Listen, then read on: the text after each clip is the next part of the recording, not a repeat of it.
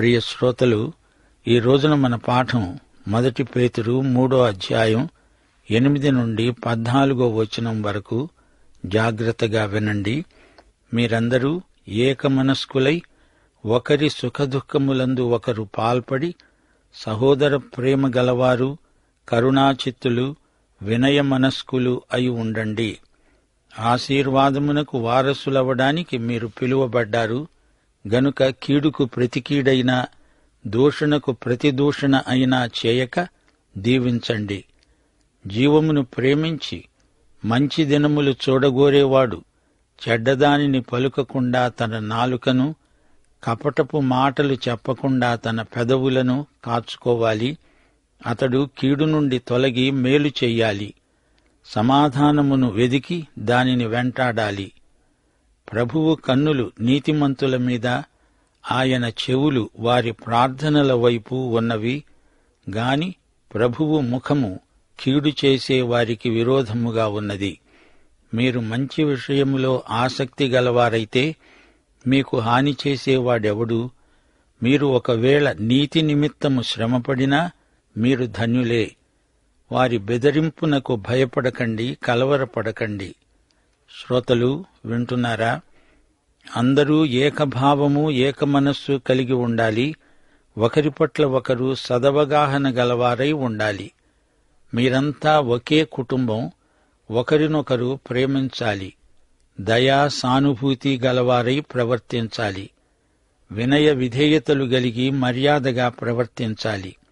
కీడుకు కీడు చేయకూడదు. దెబ్బకు దెబ్బ అనే వైఖరి విశ్వాసులకు తగదు. కక్ష సాధింపు మనస్తత్వం దేవుని బిడ్డలలో ఉండకూడదు. తిట్టిన వారిని దీవించండి. మీకు ఆశీర్వాదం కావాలంటే దాన్ని ముందు అవతలి వ్యక్తికి ఇవ్వాలి. మీరిచ్చిందే మీకు వస్తుంది. మీరు ఈ విధంగా ప్రవర్తిస్తే జీవితాన్ని నిండుగా అనుభవించిన వారవుతారు. మీకు మంచి రోజులెన్నో ప్రాప్తిస్తాయి. హాయిగా ఉండగలుగుతారు. చెడ్డ మాటలు పలకవద్దు, అబద్ధాలు చెప్పవద్దు.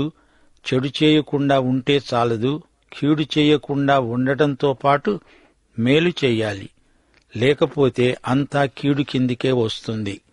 సమాధానం కోసం వెదికే శాంతిప్రియులు దేవుని బిడ్డలు.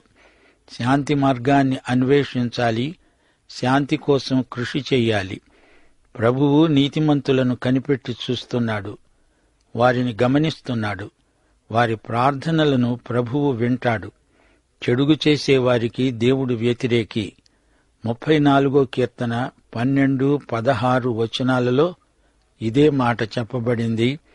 బ్రతకగోరేవాడు ఎవడైనా ఉన్నాడా? మేలు నొందుతూ అనేక దినాలు బ్రతకగోరేవాడు ఎవడైనా ఉన్నాడా? దుష్క్రియలు చేసేవారి జ్ఞాపకమును భూమి మీద నుండి కొట్టివేయడానికి యెహోవా సన్నిధి వారికి విరోధముగా ఉన్నది. సత్కార్యాలు చేయడానికి ప్రయాసపడేవారికి ఎవరూ ఏ హాని చేయజాలరు. మంచి చేయడంలో నీకు శ్రమలొస్తే నీవు ధన్యుడవు.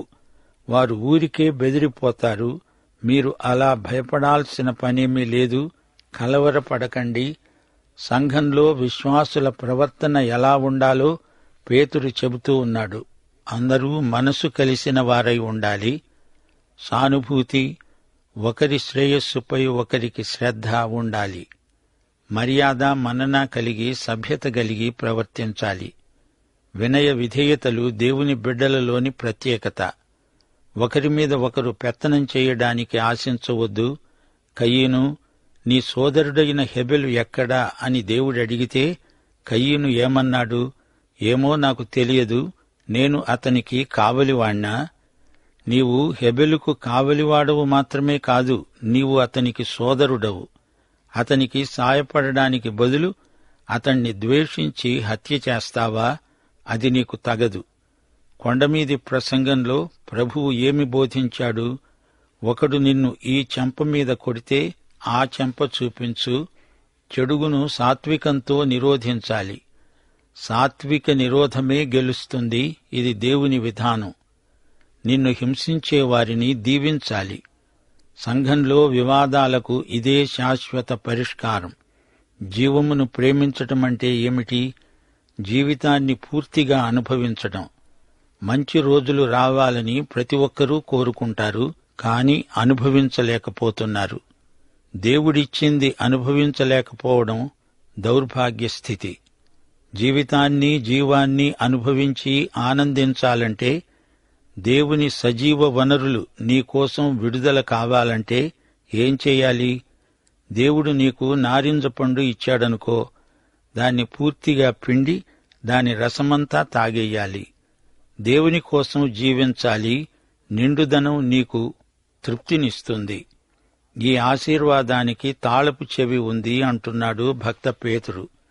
ఇతరులను గురించి చెడ్డ మాటలు పలకకూడదు. మన నోట కపటపు మాటలు రాకూడదు. నాలుకను, పెదవులను అదుపులో పెట్టుకోవాలి. కీడు చేయకూడదు, మేలు చెయ్యాలి. నీవు మానేసింది, నీవు చేసేది, ఈ రెండూ దేవుని దృష్టిలో ఎంతో ముఖ్యం. మేలు చెయ్యను, కీడు చెయ్యను, నేను ఏదీ చెయ్యను, ఉదాసీనంగా ఉంటాను అంటే అది కీడు చేసినట్లే. సమాధానమును కోరి, సమాధానమును వెదకి, దాన్ని అనుసరించి జీవించాలి. దేవుని బిడ్డలు భక్తులమని కనపరుచుకోవడానికి అలా నిర్లిప్తంగా తమకేమీ పట్టనట్లు కూర్చుండిపోకూడదు. మంచి పనులు ఉత్సాహంగా చెయ్యాలి. భక్తి అనేది ప్రవర్తనలో కనపడాలి. ఏ విధంగా సమాధానం కలుగుతుందో అదే విధానాన్ని అనుసరించాలి. సంఘర్షణలకు, కలహాలకు దూరంగా ఉండాలి. ప్రభువు కోసమే జీవించాలి. మన దేవుడు ప్రార్థనలకు సత్వరమే జవాబిచ్చే దేవుడు. దేవుడు తన బిడ్డల మనవులు తప్పక వింటాడు. ప్రభువు తన వారిని ఎరుగును. ప్రభువు బిడ్డలు దుర్నీతి నుండి తొలగిపోతారు. ప్రభువును వ్యక్తిగతంగా ఎరగనివారు అవి ఇవి దేవుణ్ణి అడగకూడదు. దేవా, పాపినైన నన్ను కరుణించు అనే ప్రార్థనకు మాత్రమే జవాబు వస్తుంది. రక్షించబడిన బిడ్డల అక్కరలేవో వాటినన్నిటినీ దేవుడు అనుగ్రహిస్తాడు. వారి ప్రార్థనలన్నీ దేవుడు వింటాడు, జవాబిస్తాడు. యేసుక్రీస్తును స్వకీయ రక్షకుడుగా అంగీకరించి ఒక పాపి పరిశుద్ధుడవుతాడు. అప్పుడు ఆ వ్యక్తి విజ్ఞాపనలు, ప్రార్థనలు యేసు నామమున అంగీకరించబడతాయి. పాప సమస్య పరిష్కరించబడితేనే కాని దేవునితో నీవు సంభాషించలేవు, సహవసించలేవు. పాప సమస్యకు పరిష్కారం క్రీస్తే. దేవుని బిడ్డలకు మాత్రమే తమ తండ్రి అయిన దేవునితో సన్నిహిత సహవాసముంటుంది. తన వారు కాని మనుషులతో దేవుడు సహవాసం చెయ్యడు. పాపం అడ్డు వస్తుంది. ప్రసంగి గ్రంథం 2వ అధ్యాయం 17వ వచనంలో సొలొమోను అన్నాడు, సూర్యుని క్రింద జరిగేది నాకు వ్యసనము పుట్టించింది. అంతా వ్యర్థముగా ఒకడు గాలికి ప్రయాసపడినట్లుగా కనపడింది గనుక బ్రతకటం నాకు అసహ్యమనిపించింది. అతడు జీవితంలో అన్ని సుఖభోగాలు అనుభవించాడు. అంతా వ్యర్థమని తెలుసుకున్నాడు. ఆకాశం క్రింద, సూర్యుని క్రింద, భూమి మీద జరిగేదంతా అతనికి వ్యర్థమనిపించింది. అంతా వ్యసనమే, ఆత్మకు వేదనే, విసుకు, విసర్ధన. ఈ లోకంలోని పదార్థాలను ఆశించి ఎందరో ఆశాభంగం చెందిన వారున్నారు. జీవితం సారహీనమనిపించింది. కొందరైతే జీవితంలో హతాశులై ఆత్మహత్యకు పూనుకుంటున్నారు. ఉరిపెట్టుకొని విషం తాగి మేడమీది నుండి కిందికి దూకి, నదిలో దూకి ప్రాణాలు పోగొట్టుకుంటున్నారు. నిద్రమాత్రలు మింగి అలానే నిద్రపడకలో శవాలై మిగిలిపోతున్నారు. నీవు నిండు జీవితాన్ని కోరిన వ్యక్తివైతే దేవునితో యేసుక్రీస్తు ద్వారా సరైన సంబంధం ఇప్పుడే ఏర్పరచుకుంటావు. దేవుని బిడ్డలకు సమస్యలేవీ ఉండవా అంటే ఎందుకుండవు? ఉంటాయి. అవి మనల్నేమీ చెయ్యలేవు. పేతురంటున్నాడు, మీరు మంచి విషయములో ఆసక్తి గలవారైతే మీకు హాని చేసేవాడెవడు? ఎవడూ హాని చెయ్యడని కాదు, అట్టి హాని మనల్ని ఏమీ చెయ్యలేదు అని గ్రహించాలి. మీరొకవేళ నీతి నిమిత్తము శ్రమపడినా మీరు ధన్యులే. వారి బెదరింపులకు భయపడకండి, కలవరం చెందకండి. సత్యం కోసం హింసలకు గురి అయినా దేవుని బిడ్డలకు ఆనందమే. దేవుని బిడ్డలకు ఈ లోకంలో శ్రమలు తప్పవు. క్రైస్తవం తండ్రి తన బిడ్డలకు చేసే అనుదిన సంతర్పణ, విందు, అనుదిన పంక్తి భోజనం కూడా. దేవునికి స్తోత్రం. విశ్వాసులకు ఎందుకు శ్రమలొస్తాయి అనే ప్రశ్నకు ఒకే జవాబు కావాలంటే దొరకదు. అయితే విశ్వాసులకు శ్రమలు మేలు చేస్తాయి. పాత నిబంధనలో నీతిమంతులు 120% శ్రమలనుభవిస్తే, కొత్త నిబంధన విశ్వాసులు 80% శ్రమలనుభవించారు. యేసు ప్రభువు యొక్క శ్రమలను బట్టి మన శ్రమలు మనకెంతో అర్థవంతమైనవి. శ్రమలను గురించిన మర్మం పూర్తిగా మనం గ్రహించజాలము. యేసును లోకం ఎరగదు గనక మనలను ఎరగదు. అందుకే మనకి లోకంలో శ్రమలు కలుగుతాయి. ద్వితీయోపదేశకాండం 29వ అధ్యాయం 29వ వచనం. రహస్యములు మన దేవుడైన యెహోవాకు చెందినవి. అయితే మనము ఈ ధర్మశాస్త్ర వాక్యములన్నిటినీ అనుసరించి నడుచుకొనున్నట్లు బయలుపరచబడినవి ఎల్లప్పుడూ మనవి, మన సంతతి వారివి అవుతాయి. మనం సంతోషంగా హాయిగా ఉంటే దేవుని స్వరం మెల్లిగా వినిపిస్తుంది. మన శ్రమలలో ఆయన స్వరం బిగ్గరగా వినపడుతుంది. శ్రమలు దేవుని మైకు, దేవుని లౌడ్ స్పీకరు. 1 పేతురు 1వ అధ్యాయం 7వ వచనంలో భక్త పేతురు ఏమన్నాడు? బంగారము అగ్నిలో పుటం పెట్టినప్పుడు శుద్ధపరచబడుతుంది గదా, దానికంటే అమూల్యమైన మీ విశ్వాసము శ్రమల చేత పరీక్షలకు నిలిచి యేసుక్రీస్తు ప్రత్యక్షమైనప్పుడు మీకు మెప్పు, ఘనత, మహిమ కలుగుతాయి. శ్రమల అగ్నిలో విశ్వాసమనే బంగారంలో ఉన్న మష్టు అంతా పోతుంది. రోమాపత్రిక 5వ అధ్యాయం 3వ వచనం. శ్రమ ఓర్పును, ఓర్పు పరీక్షను, పరీక్ష నిరీక్షణను కలిగిస్తాయి. అందుకే విశ్వాసులు శ్రమలలో అతిశయిస్తారు. నిర్గమకాండం 3వ అధ్యాయం 7వ వచనం. దేవుడన్నాడు, నా ప్రజల బాధను నేను నిశ్చయముగా చూచాను, వారి మొర విన్నాను, వారి దుఃఖాలు నాకు తెలిసే ఉన్నాయి, వారిని విడిపించడానికి నేను వచ్చాను. 2 కొరింథీ 4వ అధ్యాయం 17వ వచనంలో భక్త పౌలు అన్నాడు, మేము దృశ్యమైన వాటిని చూడక అదృశ్యమైన వాటినే నిదానించి చూస్తున్నాము గనుక క్షణమాత్రం ఉండే మా చులకని శ్రమ మా కొరకు అంతకంతకు ఎక్కువగా నిత్యమైన మహిమ భారాన్ని కలుగచేస్తున్నాయి. పేతురు ఈ వాక్య భాగంలో సహోదరత్వాన్ని ఉద్దేశించి ప్రబోధిస్తూ, మీరంతా ఏకభావంతో, సానుభూతితో, సోదర ప్రేమతో, దయతో, వినయంతో బ్రతకండి అన్నాడు. మనపై దేవుడు ఎన్నో దీవెనల వానలు కురిపించాడు గదా, ఇక ముందు కూడా మనకు దేవుడెన్నో ఆశీర్వాదాలు వాగ్దానం చేశాడు. ఇది దృష్టిలో ఉంచుకొని మనము కూడా ఇతరులపై కక్షలు పెట్టుకోకుండా వారిని దీవించాలి, వారి మేలునే ఆకాంక్షించాలి. దేవుడు మనల్ని పిలిచింది ఇందుకే. దేవుని దీవెనలకు మనం వారసులమవ్వాలంటే అందరినీ దీవించాలి. మనలో కక్ష సాధింపు మనస్తత్వం ఉండకూడదు. బ్రతకాలని అందరికీ ఆశ ఉండడం సహజం. అయితే దేవుడు చెప్పిన రీతిగా జీవించాలి. అప్పుడే మనకు అన్నీ మంచి రోజులవుతాయి. లేకపోతే రోజులన్నీ చెడ్డవే అవుతాయి. అదే దేవుని తీర్పు. దేవుని చిత్తానికి అనుగుణంగా జీవించకపోతే మన ప్రార్థనలు ఆయన వినడు. మన ప్రార్థనలకు జవాబివ్వకుండా ఆయన మౌనం వహించగలడు. ప్రతి విశ్వాసి తన నాలుకను చెడుగు నుండి కాపాడుకోవాలి. పెదవులు మోసపు మాటలు పలకకుండా అదుపులో పెట్టుకోవాలి. చెడుగు నుండి వైదొలగాలి, మంచినే చేస్తూ ఉండాలి. శాంతిప్రియులై సమాధానపరిచే మార్గాలను అన్వేషిస్తూ ఉండాలి. న్యాయవంతులపై ప్రభువు కృపాదృక్కులు ప్రసరిస్తాయి. ఆయన చెడుగు చేసేవారికి పరాంగుఖుడు. మంచి చేయాలని మీకు ఆసక్తి ఉంటే మీకు హాని చేయగలవాడెవడు?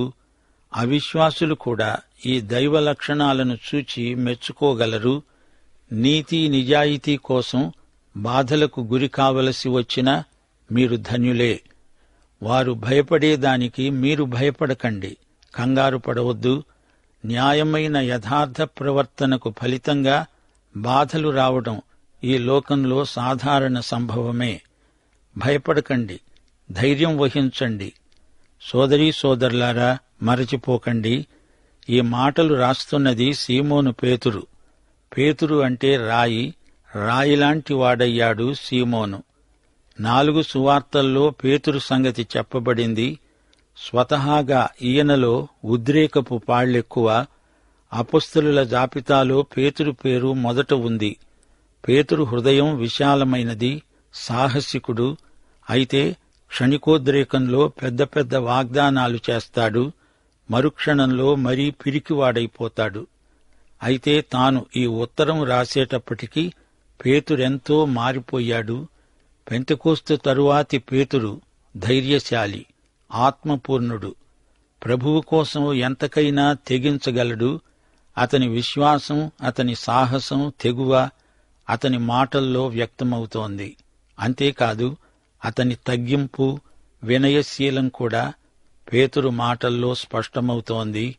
సువార్తల్లోని పేతురు తన పత్రికల్లో నిజంగా రాయిలాంటి మనిషై మాట్లాడుతున్నాడు. యోహాను సువార్త 21వ అధ్యాయం 17వ వచనంలో ప్రభువు పేతురుకిచ్చిన ఆజ్ఞ, నా గొర్రెలను మేపు. పేతురు ఎంతో సున్నితమైన మనసు గల కాపరి, యేసుకు ఉపకాపరి. గెత్సెమనే తోటలో యేసు పక్షాన పోరాడాలనే ఉద్దేశం గలవాడై తన కత్తి దూసి మల్కు అనే దాసుని చెవి తెగ నరికాడు. ఇప్పుడు ఈ పత్రికలో అంటున్నాడు, ప్రభుత్వానికి, చట్టానికి లోబడి ఉండండి. ప్రభూ, నీకు సిలువ దూరమగునుగాక అని చెప్పిన పేతురు ఇప్పుడు యేసుక్రీస్తు శ్రమలు మనకు విమోచనాత్మకమైనవి అని రాస్తున్నాడు. ఒకప్పుడు మీరు దేవుని ప్రజ కారు, ఇప్పుడు ఆయన ప్రజ అయ్యారు. ఒకప్పుడు మీరు దారి తప్పినవారు, గొర్రెల్లాగా దారి తప్పి తిరిగారు.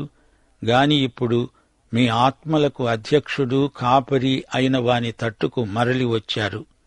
ఈ మాటలంటున్నప్పుడు ఇదంతా తన అనుభవమే అని తేటగా కనిపిస్తోంది. సీమోను అంటే ఇసుక, ఇప్పుడతడు పేతురు అనగా రాయిలాగా గట్టివాడు. తన అనుభవంలో తాను నేర్చుకున్న సంగతులే మనకిప్పుడు నేర్పుతున్నాడు. పౌలు విశ్వాసానికి అపొస్తలుడైతే పేతురు నిరీక్షణకు అపొస్తలుడు. మన ప్రస్తుత పరిస్థితులెలాంటివైనా మన నిరీక్షణ స్థిరమై అచంచలమై ఉంటుంది. శ్రమలు, మరణము తటస్థపడినా మన నిరీక్షణ చెక్కుచెదరదు. పాఠం ఇంతటితో సమాప్తం. ప్రభువైన యేసుక్రీస్తు వారి కృప, తండ్రి అయిన దేవుని ప్రేమ, పరిశుద్ధాత్మ యొక్క అన్యోన్య సహవాసము మనకందరికీ నిత్యత్వము పర్యంతము తోడై ఉండునుగాక. ఆమేన్.